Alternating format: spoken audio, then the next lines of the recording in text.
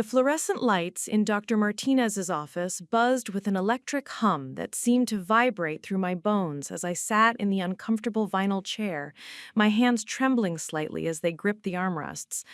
The smell of antiseptic hung heavy in the air, mixing with the faint scent of coffee from the nurse's station down the hall. Through the thin walls, I could hear muffled conversations, the squeak of wheels on linoleum, and the distant ping of medical equipment, sounds that had become the soundtrack to my life over the past 3 months. "Emma?" Dr. Martinez said softly, his kind eyes meeting mine across the cluttered desk. The diplomas on his wall seemed to blur together as my vision wavered. "The test results came back this morning." He paused, the weight of his next words hanging in the sterile air between us. "I'm afraid the cancer has progressed more rapidly than we anticipated. The chemotherapy isn't responding as we'd hoped, and the tumors have spread to multiple organs." The words hit me like physical blows, each syllable carving deeper into my chest. At 34, I had always prided myself on being strong, independent, the kind of woman who could handle anything life threw at her. I was the one who took care of others, my younger sister Lily when our parents died in that car accident 7 years ago, my elderly neighbor Mrs. Henderson who needed groceries every week, the stray cats that gathered behind my apartment building every evening for the food I left out. But now, sitting in that sterile office, with the autumn rain pattering against the window, I felt smaller than I ever had in my life. "How long?" I whispered, my voice barely audible above the hum of the ventilation system. Dr. Martinez leaned forward, his expression gentle but unflinchingly honest. "With aggressive treatment, we are looking at perhaps 6 to 8 months. Without it—" He didn't need to finish the sentence. The room seemed to tilt on its axis. I gripped the chair harder, my knuckles white against the faded blue vinyl. Through the window, I watched a mother pushing her child on a swing in the hospital courtyard below, their laughter a stark contrast to the conversation unfolding in this small, suffocating room. The normalcy of that scene, the pure joy of a child's giggle, the protective way the mother's hands guided the swing, felt like it belonged to a different universe than the one I now inhabited. "Emma, are you all right?" Dr. Martinez's voice seemed to come from very far away. "Would you like me to call someone? Your sister, perhaps?" Lily, my beautiful, complicated sister, with her wild auburn curls and infectious laugh. The thought of telling her made my stomach clench with something deeper than the nausea that had become my constant companion. We had grown closer since our parents' death, but there were still moments when I felt like I was looking at a stranger, when her eyes would go distant during conversations, when she'd disappear for days without explanation, when I'd find her crying in the kitchen at 2 a.m. over things she refused to talk about. "I'll tell her myself," I managed, though the words felt like broken glass in my throat. Can I have some time to process this?" Dr. Martinez nodded, his professional composure softened by genuine compassion. "Of course. Take all the time you need. But Emma, please don't wait too long to start treatment if you decide to pursue it. Time is—" He trailed off, but we both knew what he meant. I left his office in a daze, the hallway stretching endlessly before me like a tunnel with no light at the end. The elevator ride down felt like descending into another world, one where everything looked the same, but nothing would ever be the same again. In the lobby, families clustered around uncomfortable chairs, some celebrating good news, others absorbed in their own versions of grief. I wondered how many of them were hearing life-changing diagnoses for the first time, how many were learning that their carefully constructed futures had just crumbled into dust. Preparing and narrating this type of story took us long efforts and hard work. So if you are enjoying the story, please consider subscribing to our channel. The October air outside was crisp and clean, a sharp contrast to the recycled hospital atmosphere. I sat on a bench near the main entrance, watching people come and go, visitors clutching flowers and get well cards, medical staff in scrubs grabbing quick cigarette breaks, patients moving slowly with IV poles or walking aids. Each person carried their own story, their own struggles, their own hopes and fears. For the first time in months, I felt part of something larger than my own pain. My phone buzzed with a text from Lily. "Hey sis, found the most amazing vintage dress at that thrift shop on 5th Street. Want to grab dinner tonight and I'll show you? My treat." The normalcy of her message, the casual excitement in her words, made tears sting my eyes. How do you respond to someone's joy when your world has just collapsed? How do you type back that you need to talk about something that will change both of your lives forever? Instead, I typed, "Rain check? Not feeling great today. Maybe tomorrow?" Her response came immediately. "Oh no! Are you okay? Do you need me to bring you soup? I could stop by after work." The concern in her words was genuine, as it always was. Lily had this incredible capacity for caring, for sensing when something was wrong, even from a distance. It was one of the things I loved most about her, and also one of the things that made this moment so impossibly difficult. "I'm fine," I lied. "Just tired. We'll talk soon, I promise." But as I sat on that bench, watching the world continue to spin around me while mine had stopped completely, I wondered how I would ever find the words to tell her. How do you explain to someone who has already lost so much that they're about to lose even more? How do you prepare someone for a goodbye that feels far too soon? The old leather journal in my purse, a gift from our mother before she died, pressed against my leg through the fabric. I had been carrying it everywhere for months, writing down thoughts and observations, small moments of beauty that I wanted to remember. Now it felt heavier, more significant. If I really only had months left, what did I want to say? What did I want to leave behind?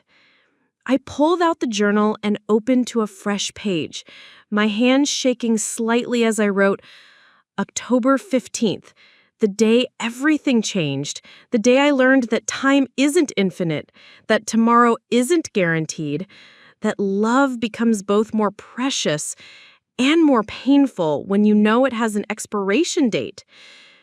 A young couple walked past, arms linked, laughing at something on the woman's phone. They looked so carefree, so unconscious of their own mortality. I envied them that innocence, that ability to plan for next week, next month, next year, without the shadow of an ending looming over everything. But there was something else growing in my chest alongside the fear and grief, a strange sense of clarity, almost like relief. For months, I had been fighting this illness without really understanding what I was fighting against. Now I knew. The enemy had a name, a timeline, a face. And knowing somehow felt better than the uncertainty that had been eating away at me since the first symptoms appeared. I closed the journal and stood up, my legs unsteady beneath me.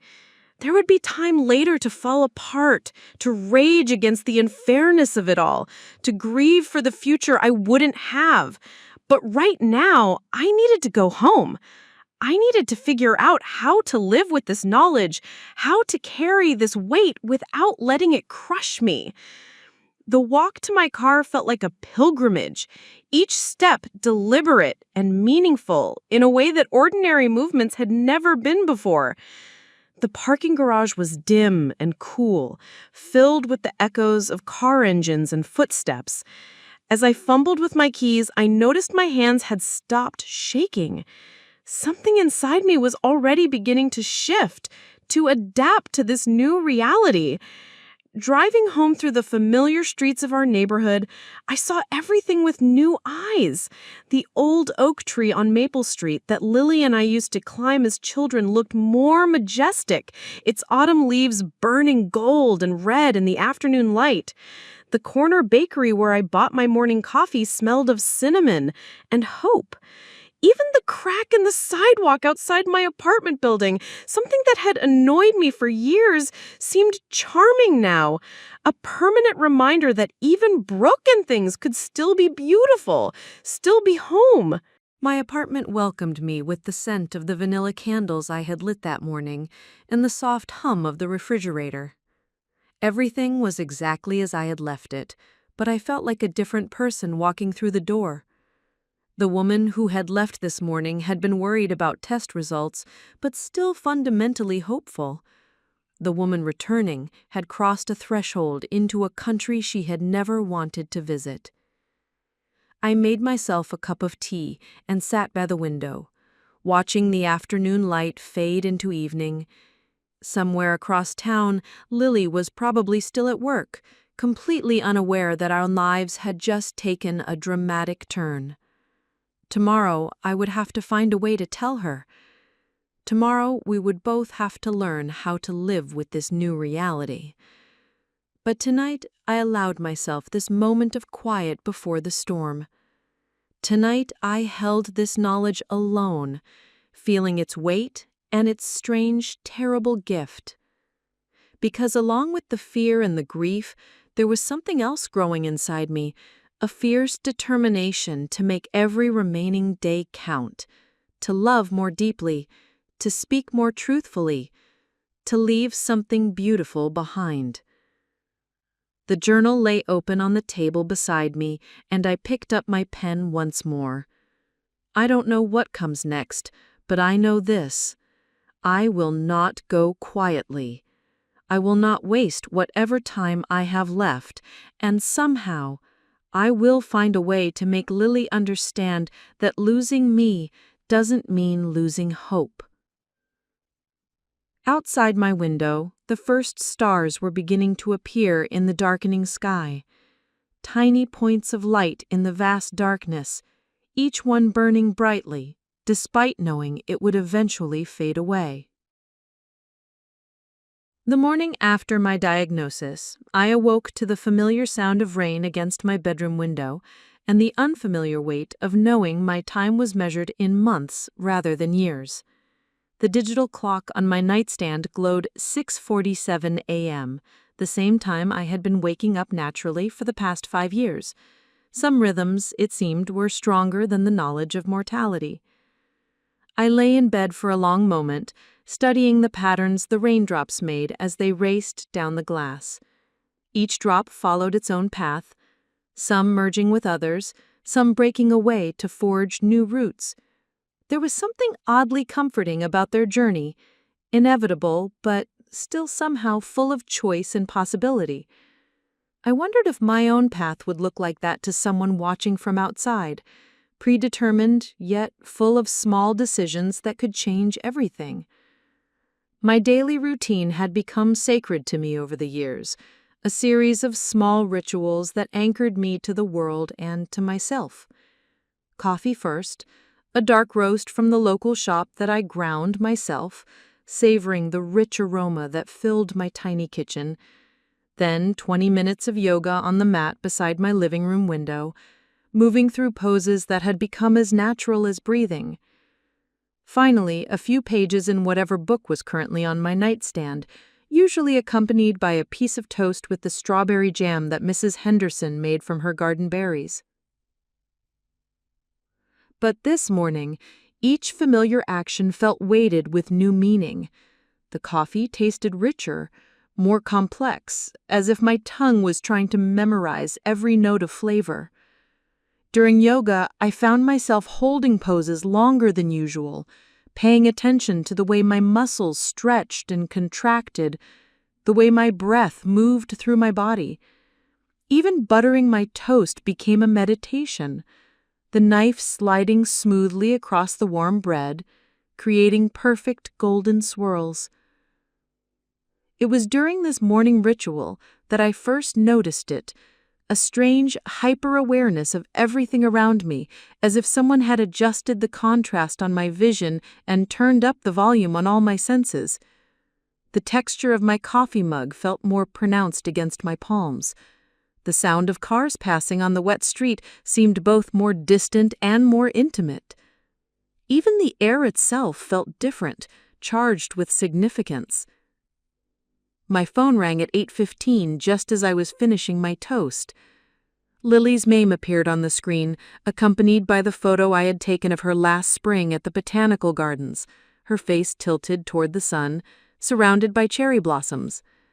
For a moment, I considered letting it go to voicemail, buying myself a few more hours of solitude before I had to share this burden.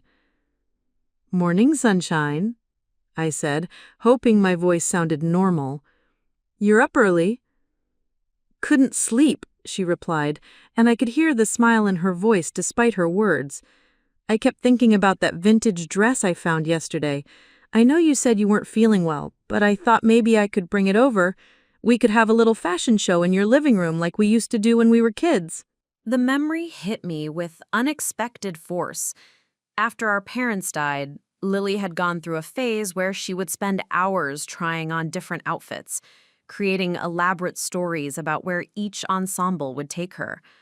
I would sit on my bed, offering commentary and encouragement, and we would pretend that somewhere out there was a world where our biggest worry was which shoes matched which dress. It had been our way of escaping the weight of our new reality, of being two young women suddenly alone in the world. "I'd love that," I said, and meant it. "But, Lily, there's something I need to tell you. Something important." The pause on the other end of the line stretched longer than it should have. When she spoke again, her voice had changed, becoming more careful, more guarded. "What kind of important?" I closed my eyes, trying to find words that would be honest without being cruel, that would prepare her without destroying her. "The kind that's better discussed in person. Can you come over tonight, after work?" "Emma," her voice was sharp now, cutting through my careful evasions. "You're scaring me. Just tell me." "Tonight," I repeated firmly. "I promise I'll explain everything tonight." After we hung up, I sat in my kitchen for a long time, staring at my reflection in the black screen of my phone. The woman looking back at me appeared normal. Tired, perhaps, but not like someone who had just received a death sentence. I had always been good at hiding my struggles, at presenting a calm facade even when everything inside me was chaos. It was a skill I had developed out of necessity after our parents died, when Lily needed me to be the stable one, the one with answers and plans and unwavering strength. But today, that mask felt heavier than usual. I decided to go to work despite everything.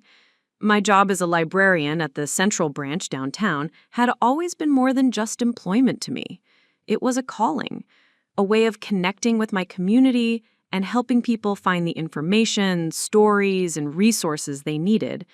The library was housed in a beautiful old building with high ceilings and tall windows that let in streams of golden light. The familiar smell of books and the quiet hum of activity had always been my sanctuary. "Emma," called Mrs. Chen, one of our regular patrons, as I walked through the main entrance. She was sitting at her usual table in the reference section, surrounded by genealogy books and printouts from ancestry websites. "I found her," she called. "My great-grandmother. She came through Ellis Island in 1923, just like I thought." Her excitement was infectious, and for a moment I forgot about everything else. "That's wonderful, Mrs. Chen. What was her name?" Li Mei Chen. She was only 19 years old. Can you imagine?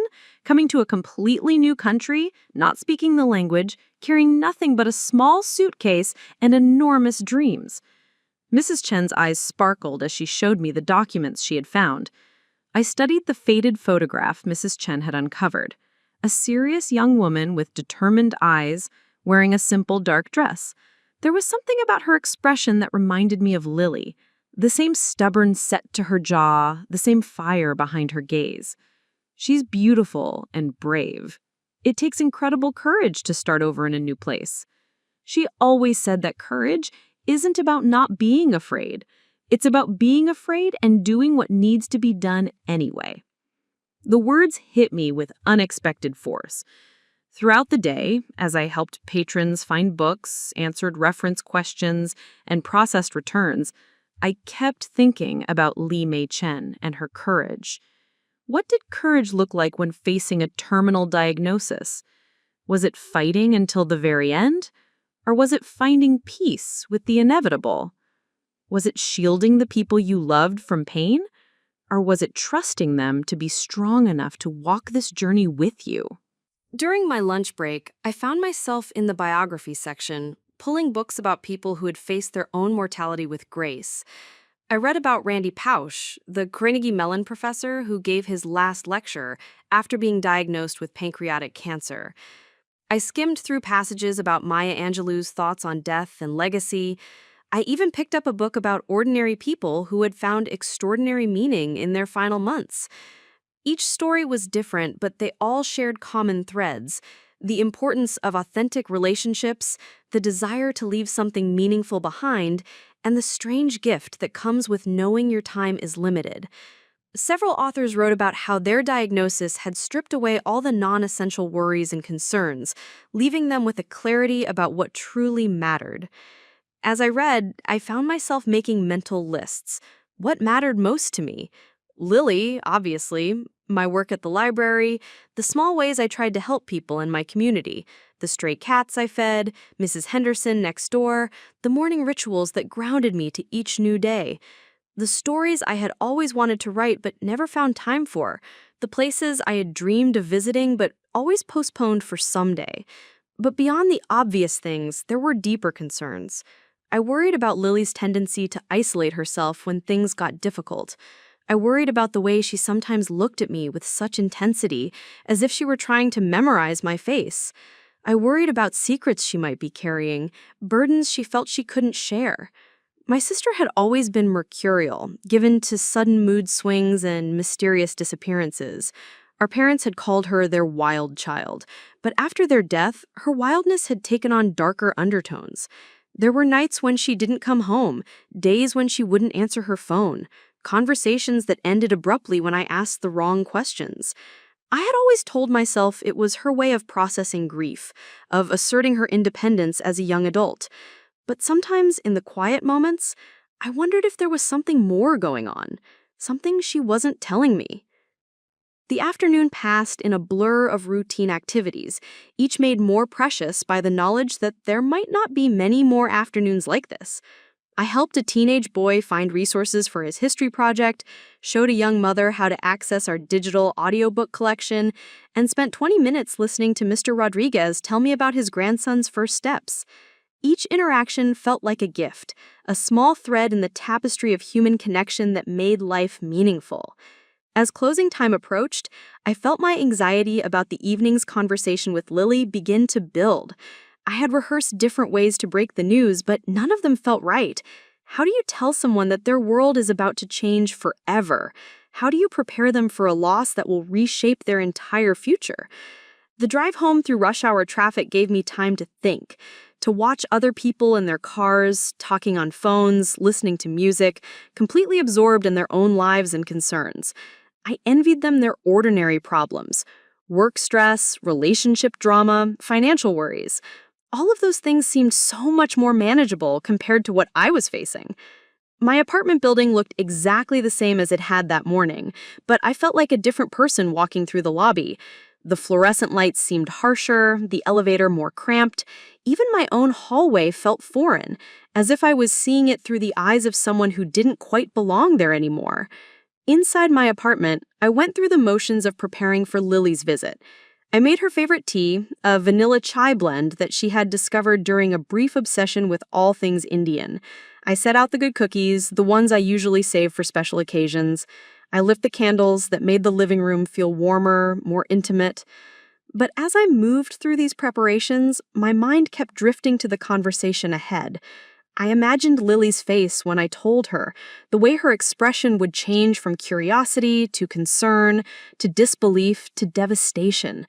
I thought about how she would probably cry, how she would want to fix things, how she would blame herself somehow for not noticing that something was seriously wrong. My sister had always been a fighter, someone who approached problems with fierce determination and an unshakable belief that there was always a solution if you just worked hard enough to find it. It was one of her most admirable qualities, but it was also going to make this conversation incredibly difficult. How do you tell someone who is a natural problem solver that some problems can't be solved? The knock on my door came at exactly 6 p.m. Lily was never late, a habit that had developed after our parents' accident. She had become almost obsessive about punctuality, as if being on time could somehow prevent other unexpected disasters from occurring. I opened the door to find her standing in the hallway, holding a garment bag and wearing an expression of barely contained worry. Her auburn curls were damp from the rain, and her green eyes searched my face with an intensity that made me want to look away. "Hey," she said softly, "you look tired." "Come in," I replied, stepping aside to let her pass. "I made your favorite tea." She hung the garment bag carefully on the back of a chair and followed me to the kitchen. I could feel her watching me as I poured the tea, studying my movements for clues about what was coming. "Emma," she said as I handed her the mug, "you're really worrying me. You sounded so strange on the phone this morning, and now you're being all formal and careful. What's going on?" I led her to the living room, and we settled on the couch, the same positions we had occupied for countless conversations over the years. The candles flickered, casting dancing shadows on the walls, and the rain continued its steady rhythm against the windows. "Lily," I began, then stopped, overwhelmed by the magnitude of what I was about to share. "I need you to know that, no matter what I'm about to tell you, nothing changes how much I love you or how proud I am of the woman you've become." Her face went pale. "Oh God, Emma, just tell me, please." I took a deep breath and looked directly into her eyes, those beautiful green eyes that had always been able to see straight through to my soul. "I have cancer. Advanced stage. The doctor says I have maybe 6 to 8 months." The silence that followed was deafening. I watched as the words hit her, as understanding dawned in her expression, as her entire world shifted on its axis just as mine had the day before. Her tea mug slipped from her hands, hitting the coffee table with a sharp crack and spilling chai across the wooden surface. "No," she whispered, shaking her head. "No, that's not possible. You would have told me if you were sick. You would have said something." I didn't know how sick I was. I thought it was just stress or maybe the flu that wouldn't go away. I didn't want to worry you until I knew for sure what we were dealing with. But even as I said the words, I could see that she wasn't really listening. She was staring at me with a strange expression, not just shock and grief, but something else, something that looked almost like guilt. "Lily!" I reached for her hand, but she pulled away, standing up abruptly and beginning to pace the room. "This is all wrong," she said, her voice rising. "This isn't supposed to happen. Not now, not like this."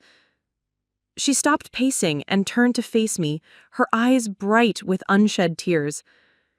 "Emma, there's something I have to tell you, something I should have told you months ago." A cold feeling settled in my stomach. "What are you talking about?" She took a shuddering breath, and when she spoke again, her words came out in a rush, as if stopping would make it impossible to continue. "I've been drugging you." The words hung in the air between us like poison gas, invisible but deadly. I stared at my sister, my brain struggling to process what she had just said, to make sense of syllables that seemed to belong to a different conversation, a different reality. "What?" I whispered, my voice barely audible above the rain that continued to drum against the windows. Lily's face was ashen, her hands trembling as she wrapped her arms around herself.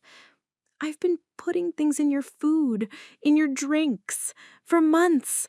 I thought, God, Emma, I thought I was helping you." The room seemed to tilt around me. I gripped the arm of the couch, feeling as though I might slide off the edge of the world. "Drugging me with what?" Herbs, she said quickly, the words tumbling out now. Natural supplements. Things I researched online. I know how that sounds, but there were studies, testimonials from people who said they worked. I thought I could cure you before you even knew you were sick. My mind reeled back through the past few months, searching for clues I had missed. The way Lily had started bringing me smoothies every morning, insisting they would give me energy. How she had begun cooking for me more often, showing up at my apartment with elaborate meals she claimed were from new recipes she wanted to try. The herbal teas she had introduced me to, each one supposedly offering different benefits: better sleep, improved digestion, enhanced immunity.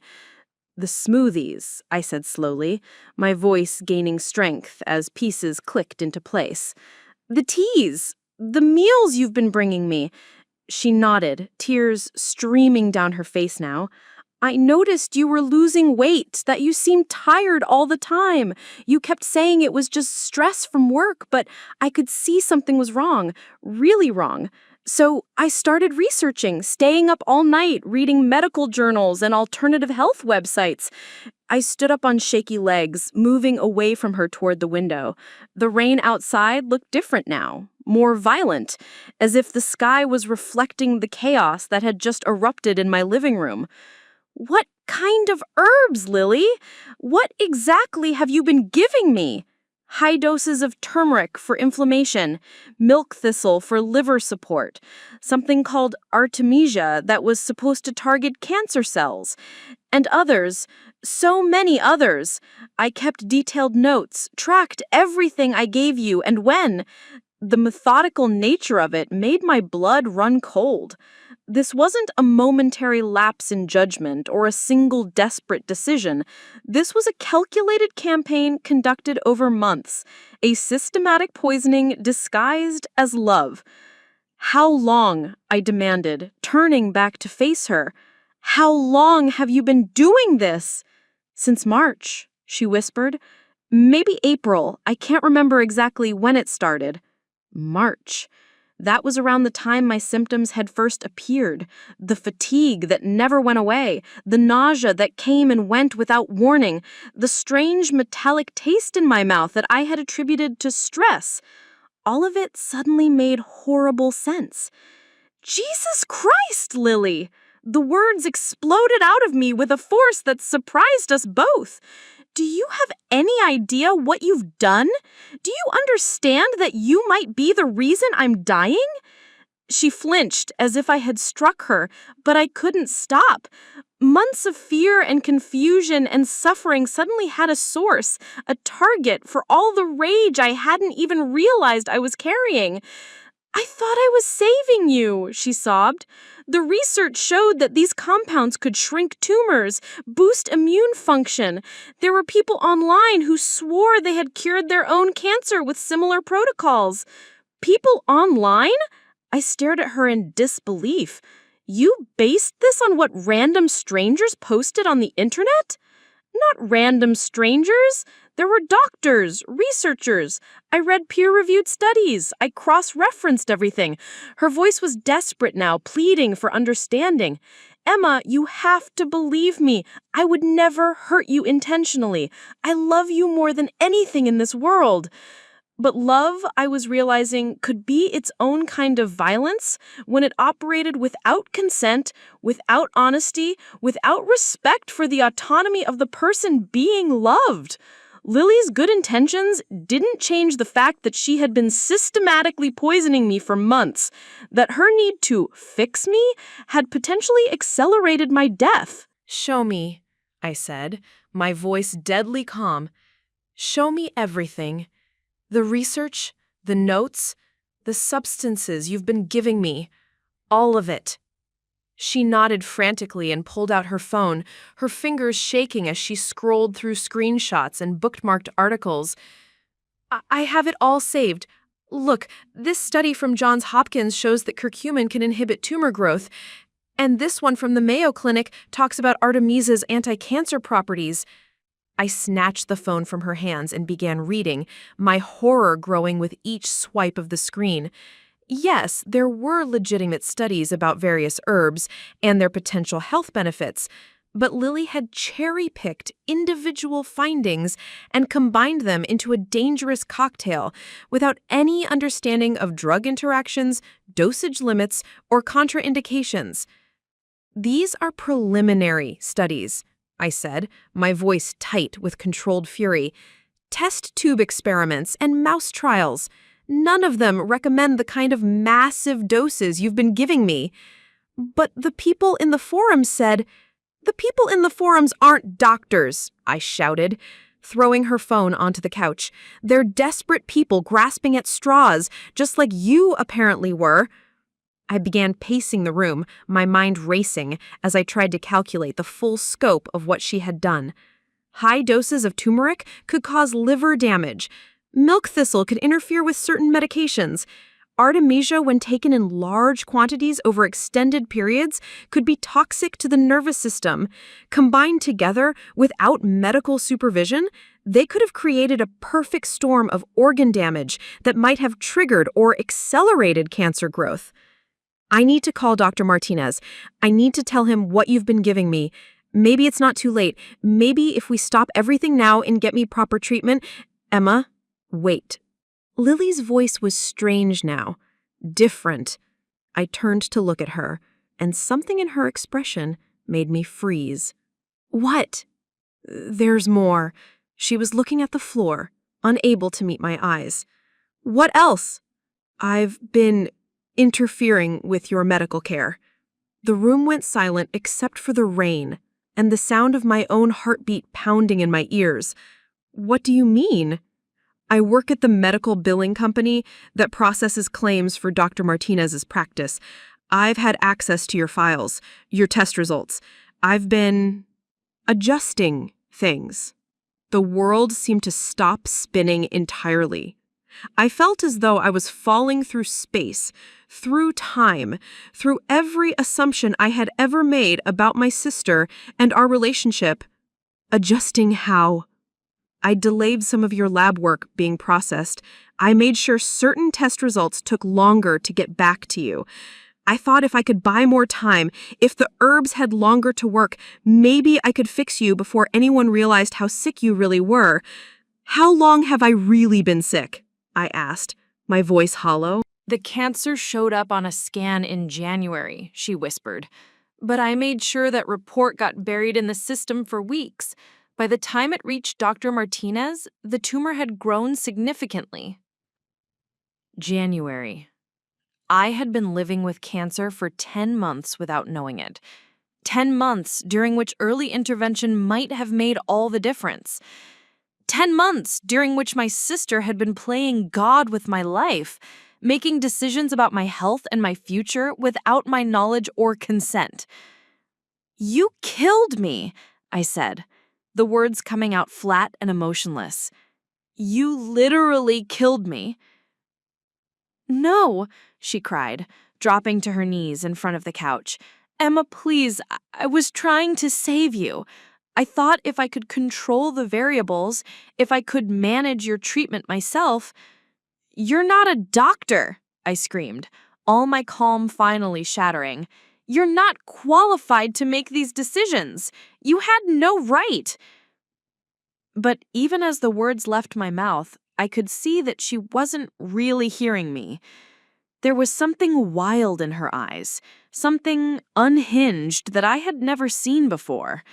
This wasn't just misguided love or desperate stupidity. This was something deeper, more disturbing.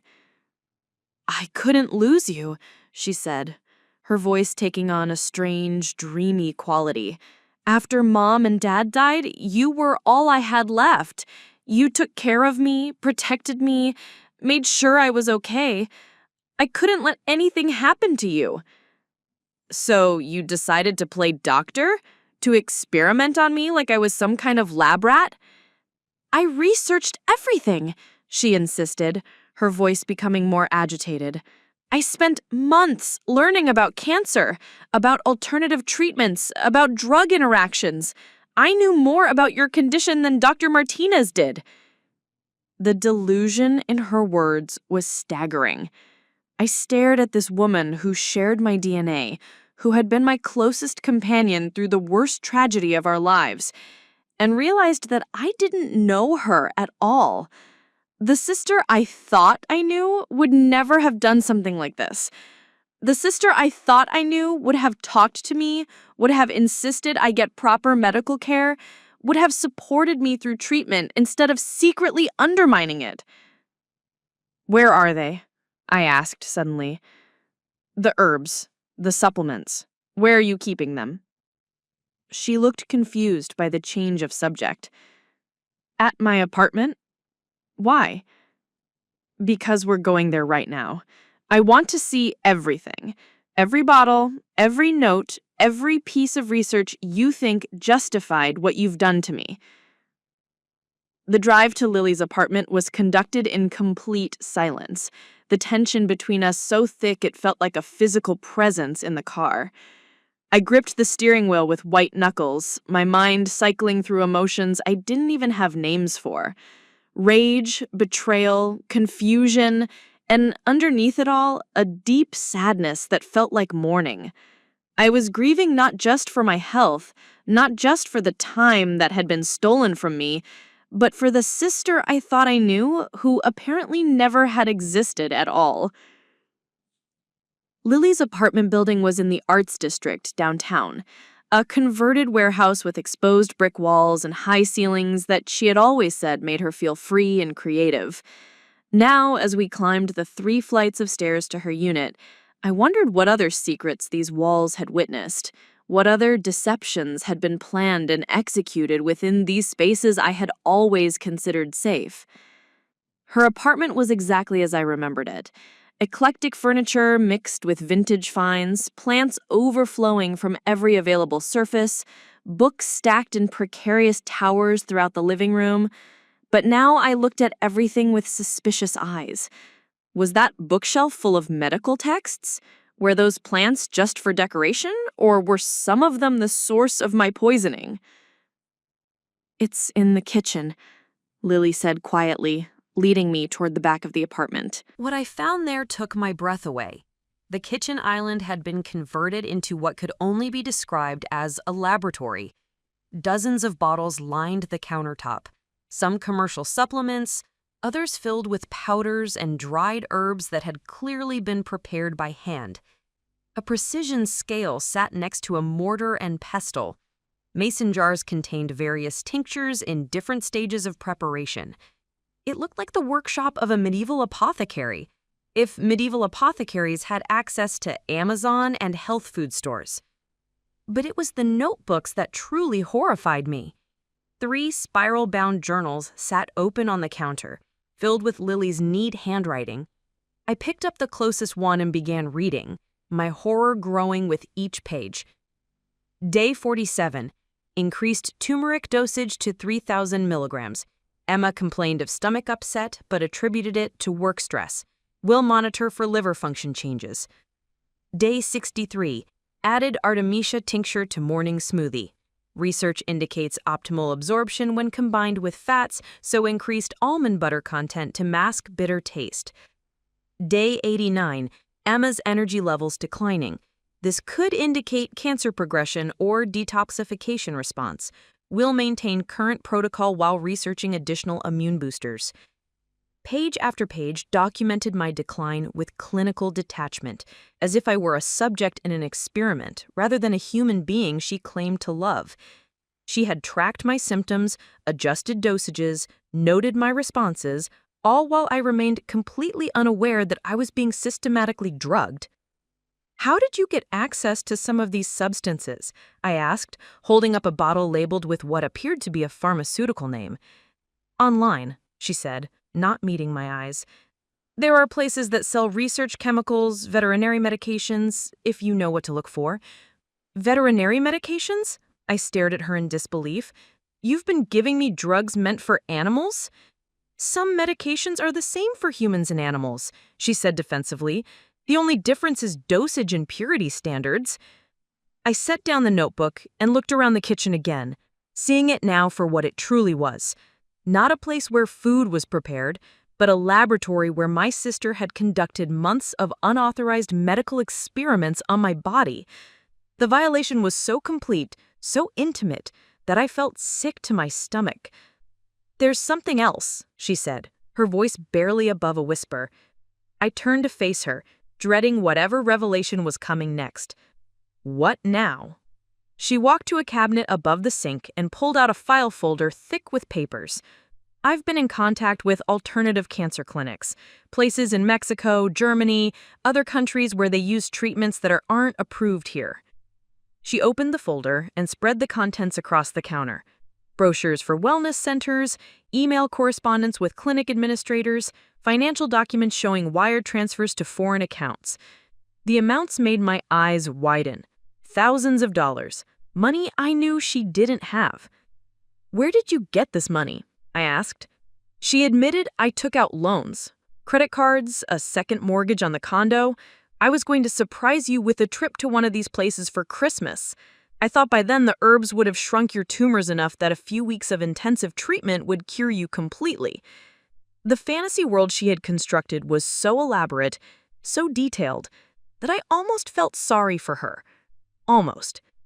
But then I remembered the 10 months of potential treatment time she had stolen from me, the months in which I could have been fighting this cancer with real medicine instead of her dangerous concoctions.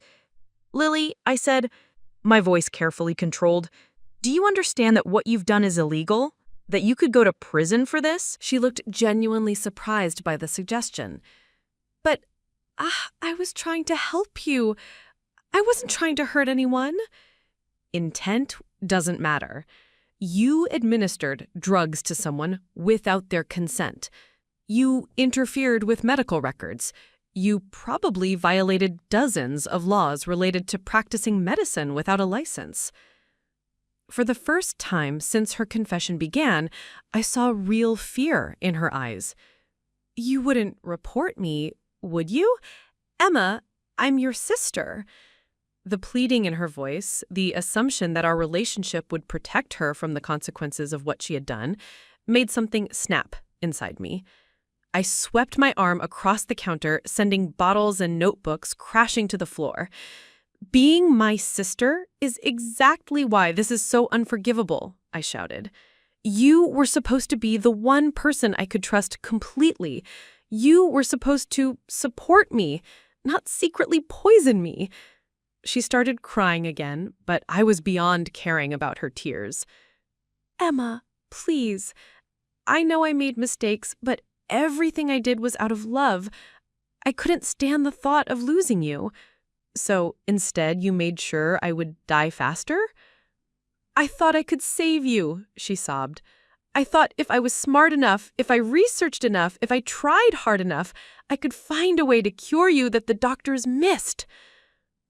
I stared at her, this woman who had shared my childhood, my grief, my life, and realized that I had never really known her at all.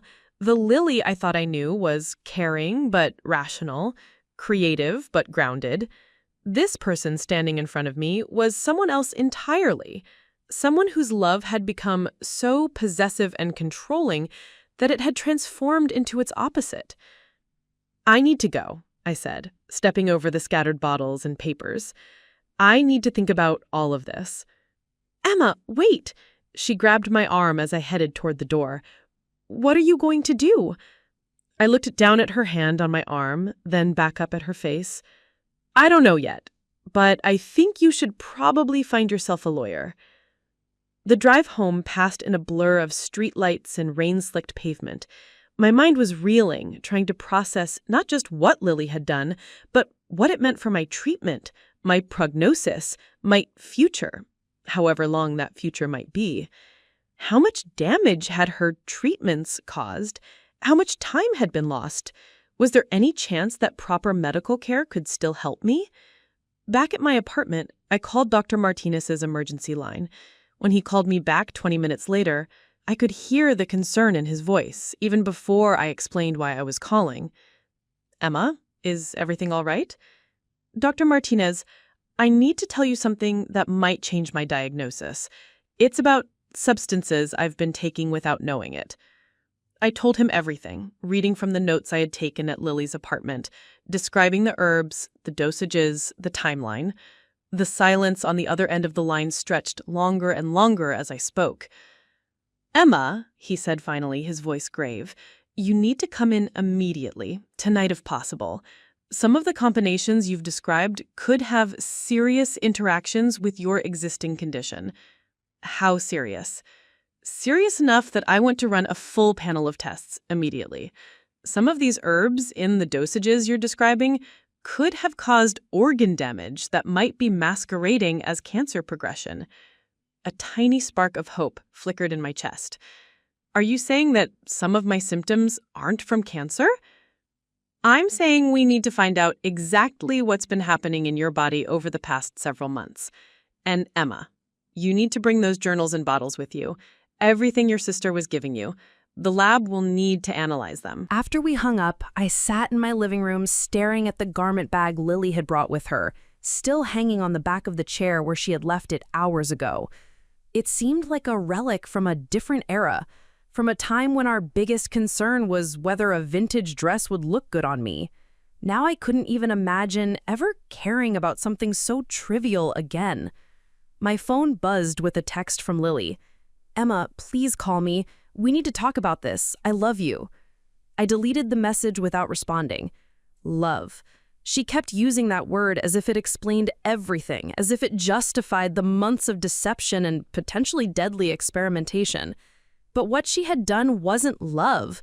It was control, possession, a desperate need to be the savior that had nearly made her the destroyer instead. Outside my window, the rain was finally beginning to let up, the steady drumming giving way to occasional spatters against the glass. Somewhere across the city, my sister was probably pacing her apartment, surrounded by the evidence of her betrayal, trying to figure out how to make me understand that she had acted out of love. But I was done trying to understand.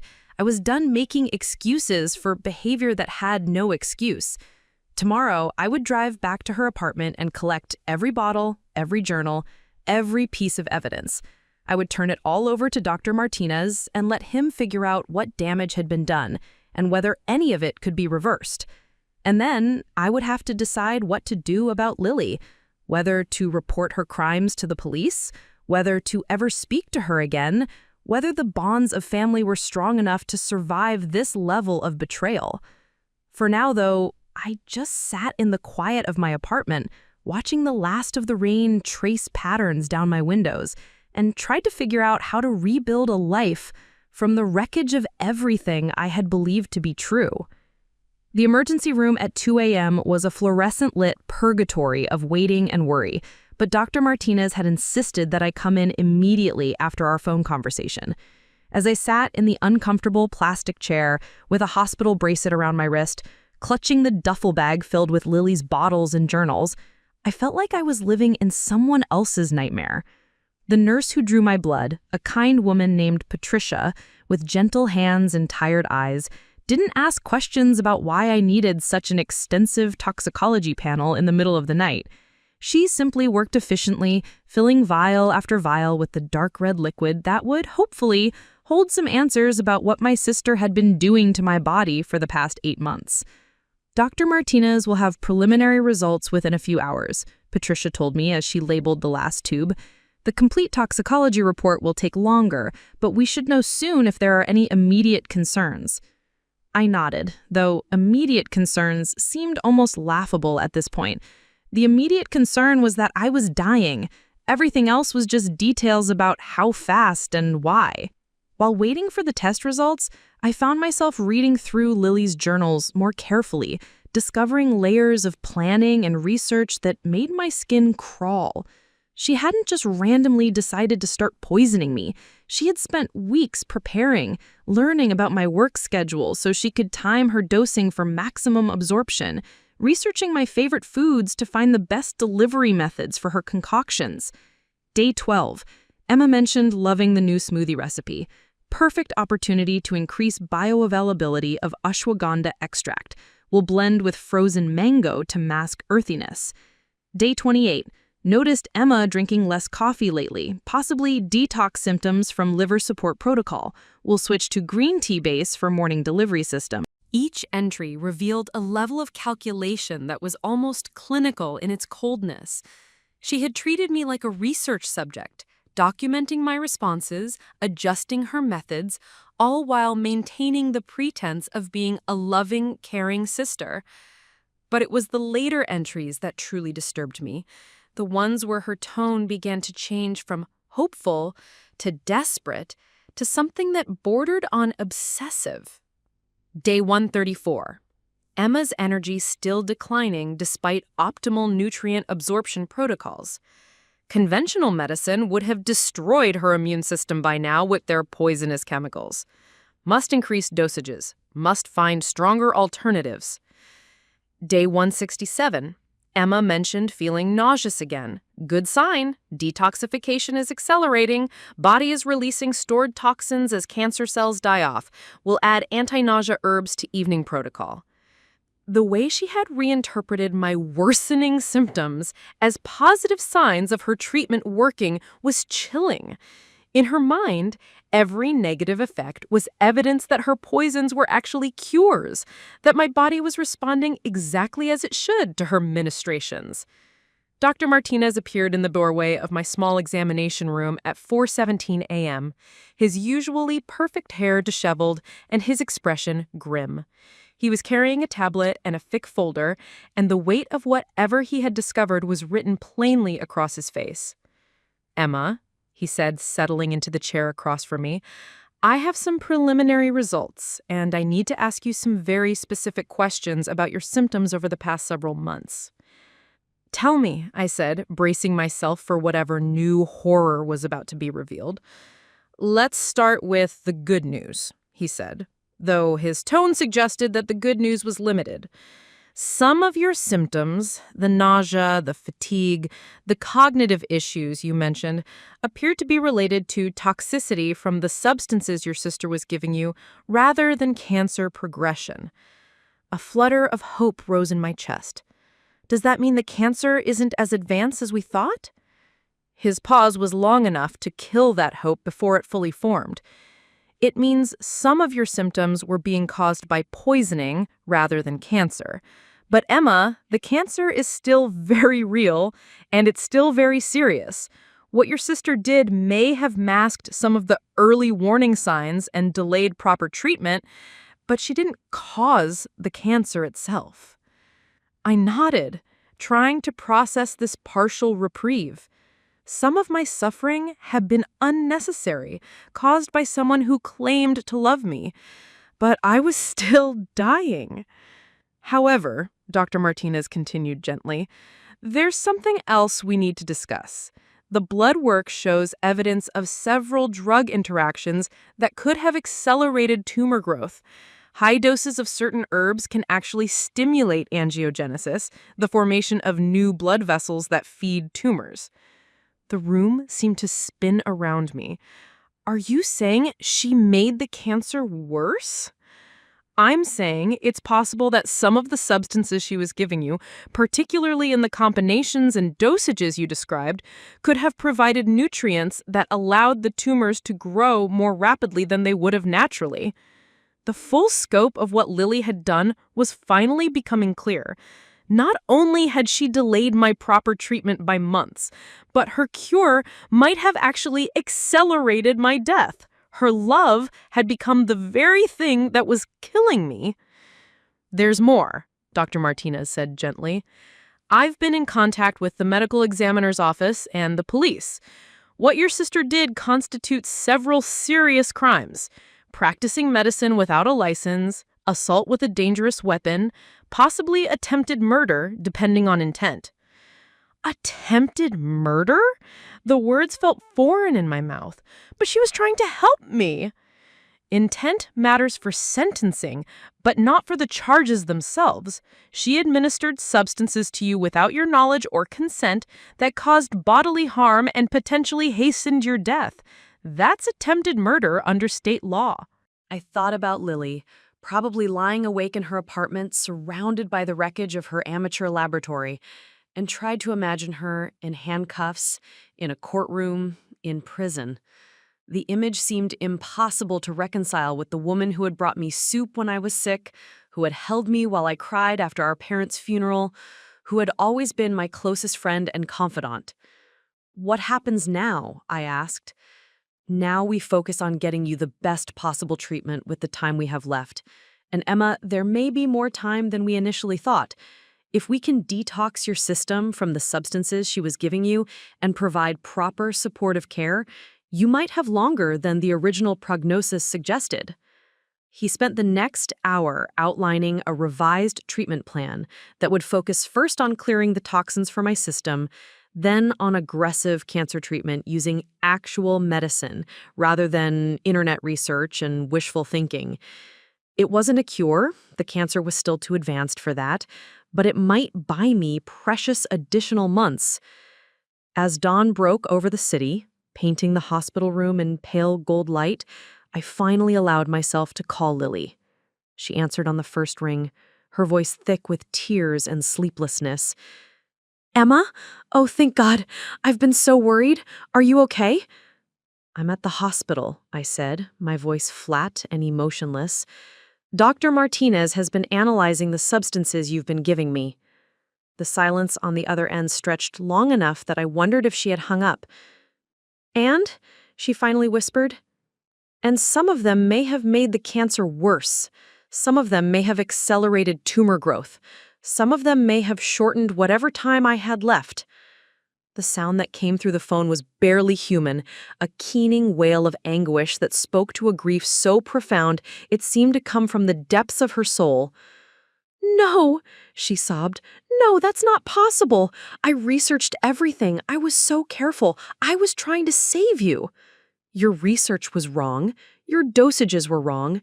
Your entire approach was wrong. And now I'm dying faster because of it." "Emma, please," she begged. "Please let me come to the hospital. Let me explain. Let me make this right." "Make this right?" I laughed, but there was no humor in it. "How exactly do you propose to make this right? Are you going to reverse months of toxicity? Are you going to shrink the tumors that your treatments may have fed? Are you going to give me back the time you stole from me?" "I'll do anything," she said desperately. "I'll turn myself into the police. I'll confess everything. I'll spend the rest of my life making up for this." "The police are already involved," I told her. "Dr. Martinez had to report this. They'll probably be contacting you soon." Another silence, this one filled with the weight of consequences finally arriving. "Emma, do you think you'll ever be able to forgive me?" I looked out the window at the city waking up below. People starting their days, going to work, living their lives with the comfortable assumption that the people they loved wouldn't secretly poison them.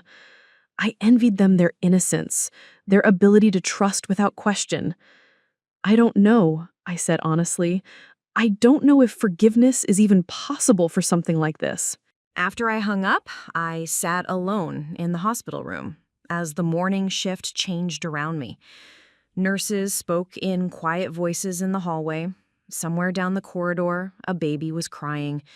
Life continued its messy, complicated dance while I tried to figure out how to rebuild some sense of meaning from the wreckage of everything I had believed about love, family, and trust.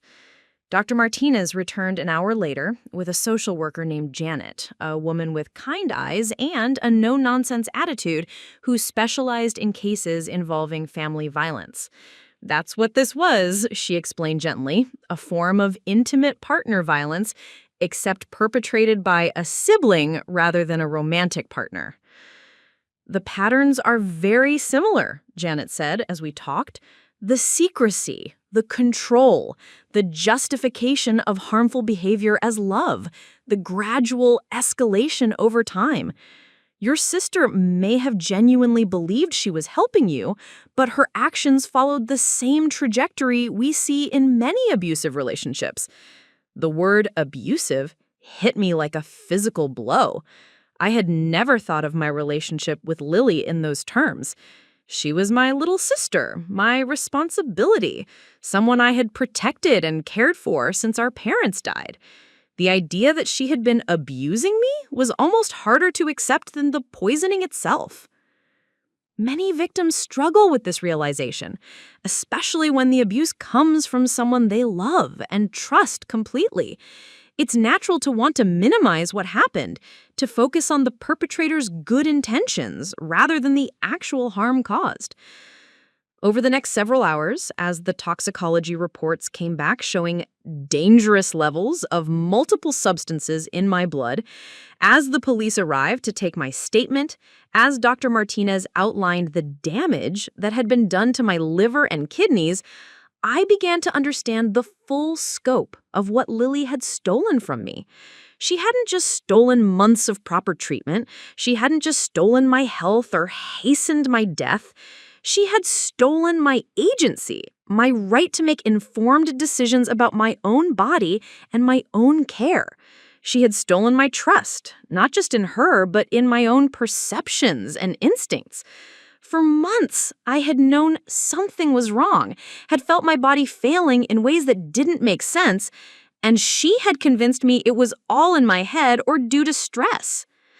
The police detective who interviewed me was a woman named Rodriguez, who specialized in domestic violence cases. She was thorough but gentle, walking me through the timeline of events, helping me identify patterns of behavior that I had previously dismissed as quirks or expressions of care. Your sister's access to medical records through her job adds another layer to this, Detective Rodriguez explained. She was able to manipulate your healthcare from multiple angles, not just through direct poisoning, but by controlling the flow of information between you and your doctor. As we talked, I realized that Lily's control had extended far beyond what I had initially understood. She had been managing my illness from the shadows for months, making decisions about my treatment without my knowledge, playing God with my life in ways that were both intimate and violating. What will happen to her? I asked. That depends on several factors, Detective Rodriguez said. Her cooperation with the investigation, the extent of the damage caused, whether she continues to have access to other potential victims through her job. At minimum, she's looking at charges related to practicing medicine without a license, assault, and interference with medical care. The thought of Lily in prison was surreal. But as the day wore on and the full extent of her deception became clear, I began to understand that consequences were necessary, not just for justice, but for my own healing. What she had done was a crime, not just legally, but morally, and treating it as anything less would be another form of minimization. By evening, as I was finally discharged with a complex detoxification protocol and a revised treatment plan, I felt like I was emerging from a nightmare that had lasted months. The woman who walked out of that hospital was different from the one who had walked in. Not just sicker, but also clearer about what had been done to her and why it mattered. My phone had been buzzing all day with calls and texts from Lily, each message more desperate than the last. I finally listened to one of her voicemails as I sat in my car in the hospital parking lot. Emma, I know you probably never want to see me again, but please don't let this destroy us completely. You're all I have left in this world. I know I made terrible mistakes, but I love you more than anything. Please don't give up on me. Please don't give up on us. Listening to her voice, still making this about her needs and her fears rather than the harm she had caused, I felt something inside me finally break free. The guilt I had been carrying about her potential consequences, the sympathy I felt for her obvious anguish, the desire to protect her from the full weight of what she had done, all of it fell away, leaving behind something cleaner and stronger. Love without respect, without consent, without honesty, wasn't love at all. It was possession. And I was done being possessed by anyone, even someone who shared my blood and my history and my deepest grief. For the first time since this nightmare began, I felt like myself again. Sick, dying, betrayed, but still myself. Still the person who got to decide what happened to her own body, her own life, her own remaining time. And that, I realized, was worth fighting for. The detoxification process was brutal in ways I hadn't anticipated. As the herbs and chemicals Lily had been feeding me slowly cleared from my system, I experienced withdrawal symptoms that Dr. Martinez warned might last for weeks. My hands shook constantly for the first few days. I had vivid, disturbing dreams that left me exhausted upon waking. My digestive system, which had adapted to months of foreign substances, rebelled against their absence with painful cramps and nausea that was somehow different from the cancer-related sickness I had grown accustomed to. But strangest of all was the mental clarity that began to emerge as the fog lifted. Colors seemed brighter. Conversations felt more focused. And for the first time in months, I could read for more than 20 minutes without feeling confused or overwhelmed. It was as if someone had been slowly dimming the lights in my mind, and now they were finally being turned back up.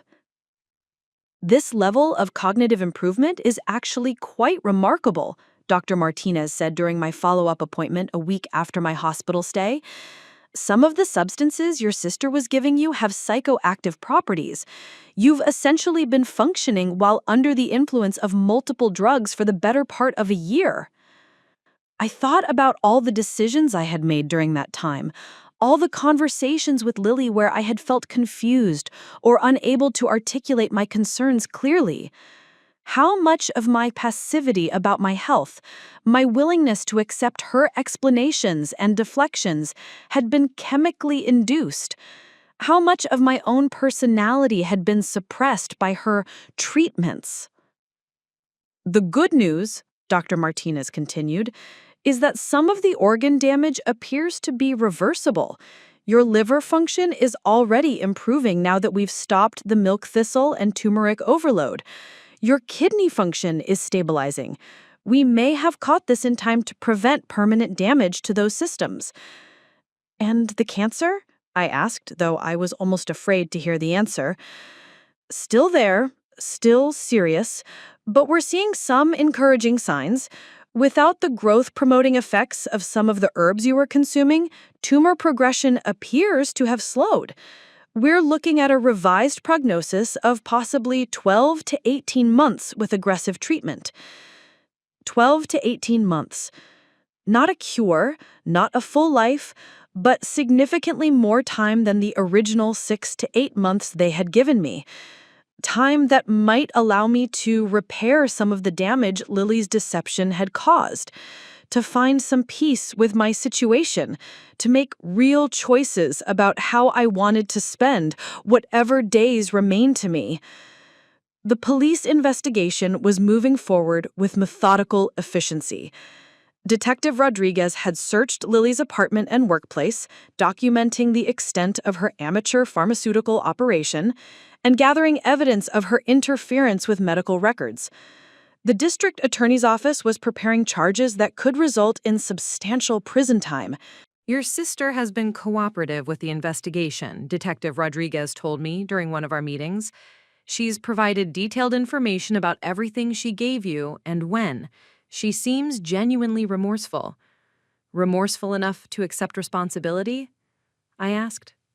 Her attorney is discussing a plea bargain. Full admission of guilt in exchange for a reduced sentence. The DA is considering it because of her cooperation and her lack of prior criminal history. I found myself feeling oddly detached from these legal proceedings, as if they were happening to someone else. The woman who had been systematically poisoned deserved justice, but I was more focused on the time I had left than on punishing the person who had stolen so much of it from me. My return to work at the library was both comforting and strange. My colleagues welcomed me back with gentle kindness, not prying into the details of my illness, but clearly relieved to see me looking more like myself again. Mrs. Chen was still there almost every day, now researching the immigration patterns of her great-grandmother's village in China. "You look better," she said with the frank honesty of elderly women who have lived through enough to speak plainly about health and mortality. More present, if that makes sense. It did make sense. For months, I had been drifting through my days in a haze of unexplained fatigue and confusion, attributing my inability to focus to the stress of being sick. Now I understood that much of that fog had been artificially induced by someone who claimed to love me. The work of rebuilding my sense of self was complicated by the fact that I was still genuinely ill. The cancer remained, and the treatment protocols Dr. Martinez had designed were aggressive and demanding. Chemotherapy sessions left me weak and nauseous in ways that were different from, but sometimes overlapping with, the detox symptoms. I was learning to distinguish between the side effects of medicine designed to help me and the lingering effects of substances that had been slowly poisoning me. 3 weeks after my hospital stay, Lily called me for the first time since our last conversation in the emergency room. I had been expecting it, dreading it, but when my phone buzzed with her name, I found myself answering almost automatically. Emma? Her voice was smaller than I had ever heard it, tentative and broken. I know you probably don't want to talk to me, but I needed to hear your voice. What do you want, Lily? I want to apologize. I want to try to explain. She trailed off, and I could hear her crying. I want to undo everything I've done, but I know that's impossible. I was sitting in my living room, the same room where she had confessed her crimes just a few weeks earlier. The garment bag with the vintage dress she had wanted to show me was still hanging on the chair, a surreal reminder of the person I thought she was before I learned who she really was. Your attorney called. She said you're planning to plead guilty. Yes. Detective Rodriguez explained that cooperating fully might reduce my sentence, but honestly, I would confess anyway. What I did was wrong, unforgivably wrong. There was something different in her voice, a quality I couldn't quite identify. The desperate edge was gone, replaced with something flatter, but also more honest. I've been seeing a psychiatrist, Dr. Reeves. She thinks I may have been experiencing what she calls a savior complex, combined with severe anxiety about loss. Apparently, what I did fits a pattern of behavior that sometimes develops in people who have experienced significant trauma, like losing our parents. Like losing our parents and then becoming terrified of losing the only family I had left.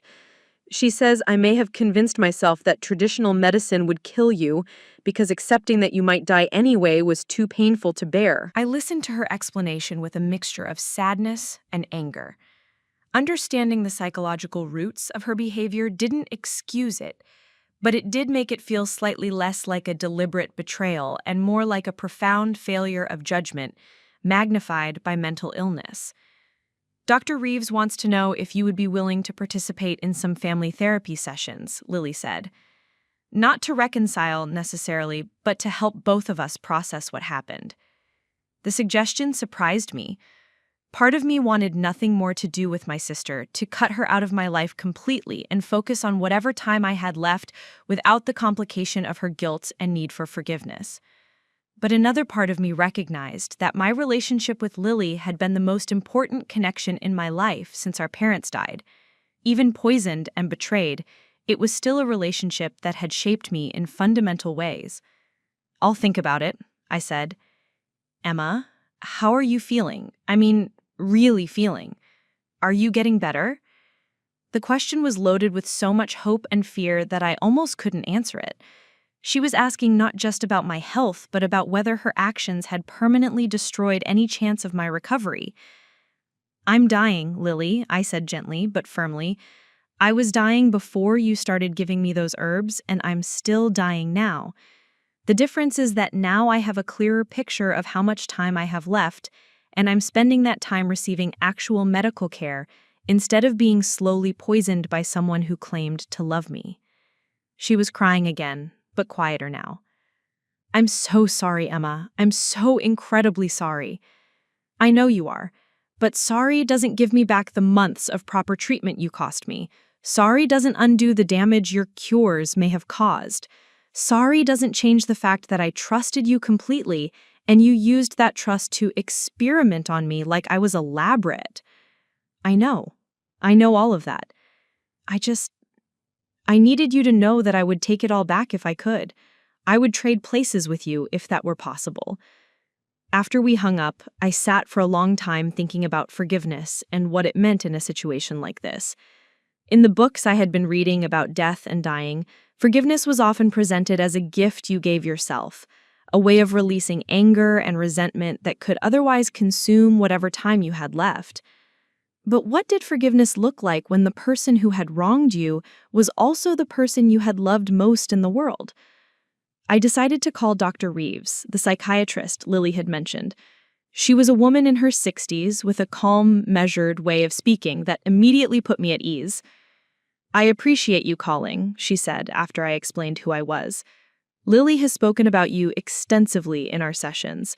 She's carrying an enormous amount of guilt about what she did to you. Good, I said, then immediately felt guilty about my own response. I'm sorry, that sounds terrible, but I'm not ready to feel sorry for her yet. That's completely understandable. What your sister did constitutes a severe violation of trust and autonomy. Your anger is not only justified, it's probably necessary for your own healing. We talked for nearly an hour about trauma, family dynamics, and the complex psychology of what Dr. Reeves called pathological caregiving, the way some people respond to their own helplessness by trying to control situations through excessive, inappropriate intervention. It's not uncommon for people who have experienced sudden traumatic loss to develop an obsessive need to prevent future losses. Your sister's behavior, while extreme and harmful, fits a pattern we see in individuals who feel they failed to protect someone they loved in the past. But our parents died in a car accident. There was nothing either of us could have done to prevent that. Rationally, Lily knows that. But trauma doesn't always respond to rational thinking. She may have developed a deep-seated belief that if she just tried hard enough, researched enough, controlled enough variables, she could prevent another devastating loss. The explanation helped me understand Lily's actions without excusing them. Mental illness might explain why someone would poison their sister, but it didn't make the poisoning any less harmful or any less criminal. Dr. Reeves agreed to facilitate some joint sessions if I decided I wanted to pursue that route, but she was clear that my healing didn't depend on reconciliation with Lily. Your primary responsibility right now is to yourself and your own well-being, she said. Any decisions about your relationship with your sister should be based on what serves your own emotional health, not on guilt or obligation. The weeks that followed fell into a new rhythm. 3 days a week, I went to the hospital for chemotherapy treatments that left me exhausted, but strangely hopeful. The oncology nurses were impressed by how well I was tolerating the protocols, and Dr. Martinez theorized that clearing the toxins from my system had made my body more responsive to legitimate medical intervention. On the days I felt well enough, I returned to work at the library, finding comfort in the familiar routines of helping patrons, shelving books, and maintaining the quiet order of organized information. My colleagues had been told only that I was receiving treatment for a serious illness, and they respected my privacy while offering practical support, covering my shifts when I was too sick to work, bringing me ginger tea on days when the chemo nausea was particularly bad. Mrs. Chen had become something of a fixture in my daily routine, always at her usual table when I arrived in the morning, researching different aspects of her family history with the methodical patience of someone who understood that some stories took time to uncover. I found something interesting, she told me one afternoon, showing me a ship manifest from 1923. My great-grandmother wasn't traveling alone when she came to America. She was accompanying an elderly woman who was too frail to make the journey by herself. I looked at the faded document, noting how the names were recorded in careful handwriting. She was taking care of someone else even during her own immigration? It seems so. And look here, Mrs. Chen pointed to a notation in the margin.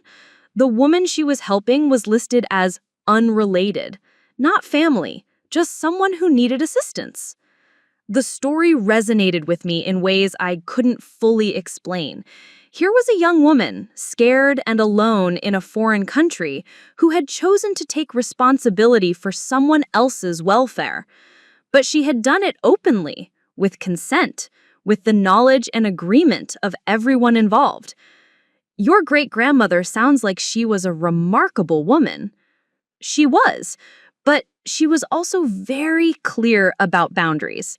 Family stories say she would help anyone who asked, but she never forced her help on people who didn't want it. She understood the difference between caring for someone and controlling them. The distinction hit me with sharp clarity. Caring meant respecting someone's autonomy while offering support. Controlling meant making decisions for them based on your fears and needs, regardless of their wishes or well-being. That evening, I finally decided to clean out Lily's things from my apartment. Over the years, she had accumulated a small collection of belongings in my spare room.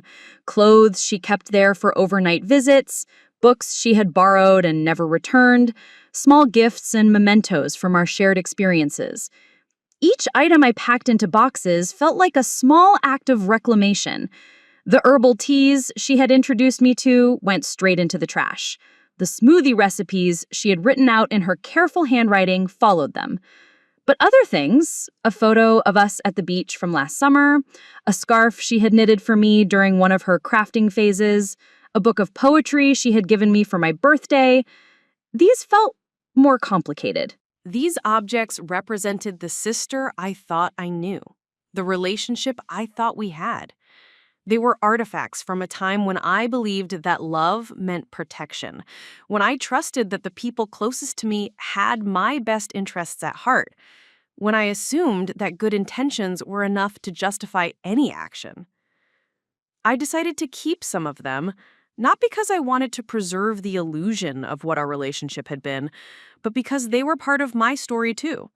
The woman who had received these gifts, who had felt loved and cared for, who had been naive enough to believe that family meant safety, she was also me, and her experiences deserved to be remembered, even if they were based on incomplete information. My phone rang as I was taping up the last box. It was Detective Rodriguez with an update on the case. "Your sister's plea hearing is scheduled for next week," she said. "The judge will likely accept the agreement, 5 years in prison with the possibility of parole after 3, plus mandatory psychological counseling and community service focused on patient advocacy." 5 years felt both too long and not long enough. Too long because I might not live to see her released, because the sister I had loved was still somewhere inside the woman who had poisoned me. Not long enough because what she had done deserved serious consequences, because other people needed to be protected from similar violations. "There's something else," Detective Rodriguez continued. "During the investigation of your sister's workplace, we discovered that she had accessed medical records for several other patients, not just you. The medical billing company has launched an internal investigation." The revelation that Lily's boundary violations extended beyond our family was somehow both shocking and completely predictable. If she was willing to poison her own sister, if she believed she knew better than trained medical professionals, then of course she wouldn't limit her interference to just one case. Were other patients harmed? We don't know yet. The investigation is ongoing, but your willingness to come forward may have prevented additional victims. After we hung up, I felt a complex mixture of sadness and relief. Sadness because each new revelation about Lily's behavior made it harder to maintain any hope of eventually rebuilding our relationship. Relief because speaking up about what she had done to me might spare other people from similar violations. That night, I made a decision that had been building for weeks. I called Dr. Reeves and scheduled a joint session with Lily. Not because I was ready to forgive her, not because I wanted to repair our relationship, but because I had things I needed to say to her face that couldn't be communicated over the phone or through legal proceedings. I want to be very clear about something, I told Dr. Reeves during our brief conversation. This isn't about reconciliation. This is about closure. I need her to understand exactly what she took from me, and I need to say goodbye to the sister I thought I had. The session was scheduled for the following Thursday, 2 days before Lily's plea hearing. As that date approached, I found myself both dreading and anticipating the conversation. There were questions I needed answered, things I needed to understand about how someone could cause such harm while genuinely believing they were providing help. But mostly, I needed to reclaim my own narrative. For months, Lily had been writing the story of my illness without my knowledge or consent. She had decided what I needed, when I needed it, how much I could handle. She had treated me like a character in her own drama rather than the protagonist of my own life. Now it was time to take that authorship back. The Monday before our scheduled session, I received an unexpected visitor at the library. A woman in her 40s approached my desk during the quiet afternoon hours, introduced herself as Janet Morrison, and asked if we could speak privately. I was one of the other patients whose records your sister accessed, she explained once we had moved to a small conference room. Detective Rodriguez gave me your contact information and said you might be willing to talk with me. Janet's story was different from mine, but troubling in its own way. She had been receiving treatment for diabetes, and Lily had somehow obtained access to her test results and medical history. Janet had started receiving anonymous packages containing herbal supplements with notes suggesting she could cure her diabetes naturally, instead of relying on dangerous pharmaceutical drugs. I threw them away, Janet said. I thought it was just spam, someone trying to sell supplements. But when the police contacted me and explained what had happened to you, I realized how much worse it could have been if I had actually taken any of those things. We talked for over an hour about violation, trust, and the strange intimacy of medical privacy. Janet was angry, rightfully so, but she was also confused about how to process what had happened to her. Unlike me, she didn't have a personal relationship with Lily to complicate her feelings about the situation. I keep thinking about how she had access to my most private medical information, Janet said. She knew things about my health that I've never told my own family, and she used that information to try to manipulate my treatment decisions. The conversation reinforced my understanding that what Lily had done to me was part of a larger pattern of boundary violations and control. She hadn't just made one catastrophic decision about someone she loved, she had systematically violated the privacy and autonomy of multiple people, convincing herself that her research and intuition trumped medical training and patient consent. That evening, I wrote in my journal for the first time since my diagnosis. The leather-bound book my mother had given me felt heavy in my hands, weighted with significance I hadn't fully understood when I first began carrying it everywhere. I am dying, I wrote, but I am not a victim. I'm a woman who was poisoned by someone who claimed to love me, who had months of my life stolen through deception and manipulation, who discovered that the person I trusted most in the world was capable of profound betrayal. But I am also a woman who found the strength to speak up, to demand truth, to reclaim agency over my own body and my own story. The words felt like a declaration of independence, a claiming of space that was entirely my own. Whatever happened in my conversation with Lily, whatever the future held for both of us, I would face it as myself, not as her victim, not as her project, but as Emma, a woman with her own voice and her own choices, and her own remaining time to spend as she saw fit. Outside my window, autumn was giving way to winter, the last leaves falling from the oak tree I had loved since childhood. Change was coming, as it always did, as it always would, but for the first time in months, I felt ready to meet it on my own terms. In the quiet corridors of our most intimate relationships, where trust runs as deep as blood and love feels as essential as breathing, the most devastating betrayals can unfold silently, wrapped in the language of care and concern.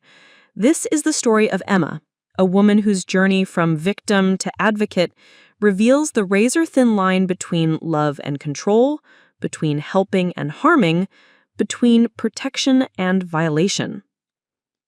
The slow descent into illness. Emma's story begins like so many medical mysteries, with symptoms that crept in gradually, almost imperceptibly at first. Fatigue that couldn't be explained by late nights at her job as a librarian, digestive issues that seemed to appear without cause, a general sense of unwellness that she initially attributed to stress, poor diet, or simply getting older. Living with her sister Lily and a comfortable arrangement that had evolved naturally after their parents' deaths, Emma found herself increasingly dependent on Lily's care and attention. Lily, a medical billing specialist with access to healthcare records and a deep interest in alternative medicine, seemed to anticipate Emma's needs before Emma herself recognized them. She prepared special meals, researched symptoms online, and suggested various supplements and remedies that might help. To Emma, this felt like the deepest expression of sisterly love, someone who cared enough to monitor her health, to research solutions, to take action when Emma herself felt too tired or overwhelmed to advocate for her own well-being. What she didn't know was that every carefully prepared meal, every thoughtfully selected supplement, every expression of concern was part of an elaborate deception that would nearly cost her life. The terrible discovery. The truth began to unravel when Emma finally convinced herself to see a doctor about her worsening symptoms. Dr. Martinez, an oncologist, delivered devastating news. Emma had advanced cancer that appeared to have been developing for months. But there was something puzzling about her case. Her medical records showed no previous visits, no early screenings, no documentation of the symptoms she had been experiencing for so long. As Emma grappled with her diagnosis and began treatment, inconsistencies in her medical records led to an investigation that would shatter her understanding of everything she thought she knew about her life. Detective Rodriguez's inquiry revealed that someone had been systematically accessing and altering Emma's medical information, delaying her diagnosis and preventing her from receiving timely treatment. The revelation that followed was more devastating than the cancer diagnosis itself. Lily had been poisoning Emma for 8 months, administering a complex cocktail of herbs, supplements, and chemicals, while simultaneously manipulating her medical records to prevent her from seeking conventional treatment. Every expression of concern, every home remedy, every act of apparent care had been part of a systematic campaign of medical abuse disguised as love. What made Lily's actions so particularly devastating was not just their physical impact, but the psychological violation they represented. Lily genuinely believed she was saving Emma's life. She had convinced herself that the conventional medical system was corrupt and ineffective, that her own research into alternative treatments was superior to professional medical expertise, and that Emma was too fragile to handle the truth about her condition. In Lily's mind, every worsening symptom was evidence that her treatments were working, that Emma's body was detoxifying and purging the cancer naturally. She had created a closed system of belief that was immune to contradictory evidence, where every negative outcome was reframed as proof that her interventions were necessary and effective. This psychological framework allowed Lily to justify increasingly egregious violations of Emma's autonomy. She accessed other patients' medical records to research their conditions, sent unsolicited medical advice to strangers, and appointed herself as the ultimate authority over Emma's healthcare decisions. Her inability to tolerate helplessness in the face of her sister's illness had transformed her love into a weapon wielded against Emma's own best interests. That the person she trusted most in the world had been making unilateral decisions about her body and her life while keeping her deliberately ignorant of her own medical condition. The journey to advocacy. rather than allowing this experience to destroy her, Emma chose to transform her trauma into a force for protecting others. As she underwent cancer treatment with full knowledge and consent for the first time in months, she began to understand the profound importance of medical autonomy and informed consent. Her experience had taught her firsthand how good intentions could be used to justify the most fundamental violations of human dignity. Emma channeled her recovery into creating educational programs for cancer patients and their families, helping them navigate the overwhelming amount of information available about treatments and advocate for their own healthcare needs. Working with other victims of medical privacy violations, she developed workshops on medical literacy and patient rights that began to reach healthcare providers and medical students. The work became deeply meaningful, not just as a form of personal healing, but as a way to prevent other families from experiencing similar violations. Every person they helped understand their rights, every healthcare provider they educated about patient autonomy, every family they protected from well-meaning but harmful interference represented a direct challenge to the helplessness and violation Emma had experienced. The complex question of forgiveness. 3 years into her recovery, Emma faced the difficult question of whether and how to engage with Lily, who had been released from prison and was working in patient advocacy herself. Their reunion was not a reconciliation in any traditional sense, but rather an acknowledgement that both women had been fundamentally changed by their experience. Lily had used her time in prison to genuinely understand the harm she had caused and to develop skills in actual patient advocacy, work focused on respecting autonomy rather than controlling outcomes. She had learned to channel her desire to help others into activities that honored rather than violated personal agency and informed consent. For Emma, seeing evidence of Lily's genuine transformation was both healing and painful. It confirmed that change was possible, that people could learn from their mistakes and become forces for good in the world. But it also highlighted the irreparable damage to their relationship. Trust, once shattered so completely, could not simply be rebuilt through good intentions or changed behavior. The ripple effects of speaking truth. As Emma's advocacy work expanded beyond her local community, she began speaking at medical conferences and training programs, sharing her story with healthcare providers who needed to understand the patient perspective on autonomy and consent. Her memoir, The Poison of Good Intentions, became a catalyst for conversations about medical ethics that extended far beyond the healthcare setting. The book resonated with readers because it gave voice to experiences that many people had lived, but few had been able to articulate.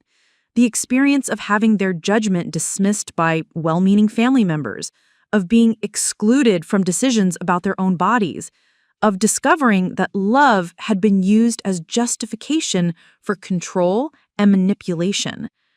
Healthcare providers began to understand how easily good intentions could become harmful when they weren't grounded in respect for patient autonomy. Medical schools started incorporating Emma's story into their curricula as a case study in the importance of informed consent and patient-centered care. Policy changes were implemented to strengthen medical privacy protections and prevent the kind of record manipulation that had enabled Lily's deception. The philosophy of love without control. Through years of reflection, therapy, and advocacy work, Emma developed a nuanced understanding of the difference between love and control that became central to her teaching and writing. True love, she learned, requires respect for the other person's autonomy, even when their decisions cause us discomfort or fear. It means being willing to support someone's right to make their own choices, rather than imposing our own judgment on their lives. Control, by contrast, emerges when our own inability to tolerate uncertainty or helplessness leads us to violate another person's fundamental right to self-determination. It's what happens when fear masquerades as love, when our need to feel useful and important becomes more important than the other person's right to dignity and agency. This distinction became the foundation for all of Emma's advocacy work. Whether working with cancer patients learning to navigate treatment decisions, family members struggling with boundaries around medical care, or healthcare providers learning to respect patient autonomy, the core message remained the same. Genuine help must be grounded in respect for the other person's right to make their own informed decisions. Legacy and transformation. 15 years after her diagnosis, Emma had built a national organization dedicated to patient advocacy and medical autonomy. The Henderson Center for Patient Advocacy had chapters in 12 cities and had helped thousands of patients navigate difficult diagnoses while maintaining their dignity and agency throughout the process. But perhaps more importantly, Emma had demonstrated that even the most devastating betrayals could be transformed into forces for good in the world. Her experience of being poisoned by the person she trusted most had become the foundation for work that protected countless others from similar violations. The transformation was not just personal, but systemic. Medical schools were training future doctors to see patients as partners rather than problems to be solved. Healthcare policies were being rewritten to strengthen protections for patient autonomy and informed consent. Families were learning to recognize the warning signs of control disguised as care and to have conversations about boundaries and respect before crisis situations arose. The ongoing work of healing. Emma's story doesn't end with a simple resolution or a traditional happy ending. Instead, it concludes with what she calls meaningfully ever after, a life dedicated to ensuring that others don't have to learn the same lessons through betrayal and violation. Her relationship with Lily remains complex and limited. There are no longer sisters in any traditional sense, but they have both become advocates for the principles that Lily's actions violated so catastrophically. Their separate paths have led them both to work protecting patient rights and medical autonomy, creating a strange kind of parallel healing that acknowledges harm without requiring forgiveness. Emma's health has stabilized remarkably. The cancer that was supposed to kill her within months has been managed successfully for over a decade. Whether this improvement was due to removing the toxins Lily had been administering, the effectiveness of properly timed treatment, or simply the body's remarkable capacity for healing, remains a mystery. But Emma has learned to accept gifts without needing to understand exactly why they were given. The universal lessons. While Emma's story involves the extreme circumstances of deliberate poisoning and medical fraud, the themes it explores are relevant to anyone who has struggled with boundaries in relationships, anyone who has had their judgment dismissed by well-meaning family members, or anyone who has discovered that love can sometimes become a form of control. It illuminates how easily good intentions can become harmful when they're not grounded in respect for the other person's autonomy. It shows how fear of loss can drive people to violate the very principles that make healthy relationships possible.